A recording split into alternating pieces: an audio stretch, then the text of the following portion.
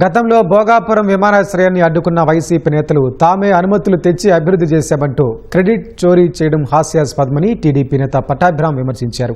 భోగాపురం విమానాశ్రయానికి అంకురార్పణ నుంచి సైట్ క్లియరెన్స్ వరకు చంద్రబాబు ఘనతేనంటూ జీవో కాపీలను ఆధారాలుగా చూపుతూ పవర్ పాయింట్ ప్రజెంటేషన్ ద్వారా వివరించారు.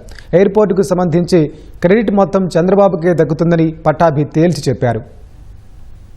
వైఎస్ఆర్ కాంగ్రెస్ పార్టీ షరామామూలుగానే తమ పాత్ర ఏమీ లేకపోయినా అంతా మేమే చేశామని చెప్పి గత సంవత్సరాల కాలంగా రాష్ట్రంలో ఏ మంచి చేసినా కూడా అన్ని తమ ఖాతాలోకి జమ చేసుకునేటటువంటి పరిస్థితి మనం చూస్తూ ఉన్నాం.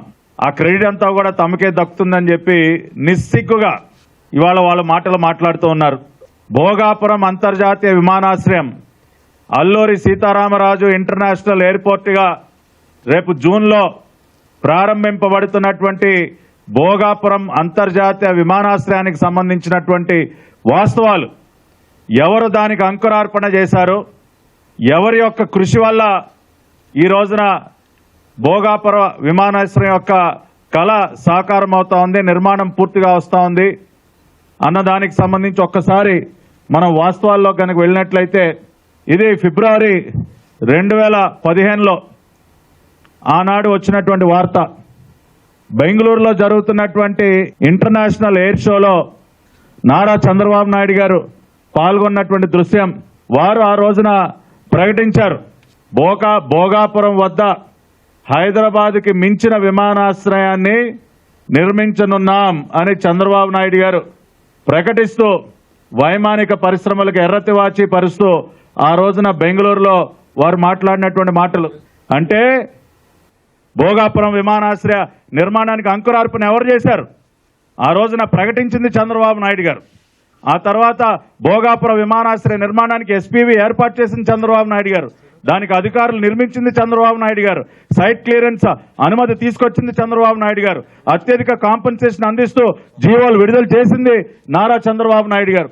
అక్టోబర్ 7, 2016 మీరు చూసినట్లయితే భోగాపురం ఇంటర్నేషనల్ ఎయిర్పోర్ట్ కార్పొరేషన్కి ministry of civil aviation, government of India in principle approval ఇస్తూ ముందుగానేమో జనవరి నెలలో సైట్ క్లియరెన్స్ ఇచ్చారు. తర్వాత 2016 అక్టోబర్ 7వ తేదీన ఇన్ ప్రిన్సిపల్ అప్రూవల్ ఇచ్చింది గవర్నమెంట్ ఆఫ్ ఇండియా. దానికి సంబంధించి the competent authority has granted the in principle approval for setting up of a Bhogapuram international greenfield airport for public use in Vizianagaram district. ఎప్పుడు ఇచ్చారు ఇది? అక్టోబర్ 7, 2016. ఆ రోజున ఈ రాష్ట్రానికి ముఖ్యమంత్రి ఎవరు? నారా చంద్రబాబు నాయుడు గారు. ఏమయ్య జగన్ రెడ్డి, కొద్దిగా సిగ్గుందా నీకు? ఇవాళ గత వారం 10 రోజులుగా తెగ మొరుగుతున్నటువంటి వైసీపీ పేటీఎం కుక్కలు, వైసీపీ పేటీఎం డాగ్స్ ఏవైతే ఉన్నాయో చంద్రబాబు నాయుడు గారు క్రెడిట్ చోరీ చేస్తా ఉన్నారంట. ఆ కర్మ మాకెందుకు పట్టిందయ్యా? ఇవాళ క్రెడిట్ చోరీ చేస్తున్నది మీరు. నిస్సిగ్గుగా మీ పాత్ర ఏమీ లేకపోయినా, ఇవాళ భోగాపురం ఎయిర్పోర్ట్ నిర్మాణానికి సంబంధించి మీ కృషి ఏమీ లేకపోయినా, క్లియరెన్సెస్ ఏమీ మీరు తీసుకురాకపోయినా అంతా మేమే చేశామని చెప్పి గతంలోనేమో అడ్డుకున్నారు. జగన్మోహన్ రెడ్డి అసలు విమానాశ్రయం అవసరం అని మాట్లాడాడు. విమానాశ్రయ నిర్మాణాన్ని ఎట్టి పరిస్థితుల్లో అడ్డుకుంటానని మాట్లాడాడు. ఆ వీడియోలన్నీ కూడా ప్రదర్శిస్తూ ఉన్నాం. అన్ని రకాలుగా అడ్డుకునే ప్రయత్నాలు చేసి ఇవాళ క్రెడిట్ చోరీ అని మాట్లాడతారా? ఎస్, నిజమైన క్రెడిట్ నారా చంద్రబాబు నాయుడు గారికే దక్కుతుంది. దానికి సాక్ష్యం ఈ డాక్యుమెంట్స్.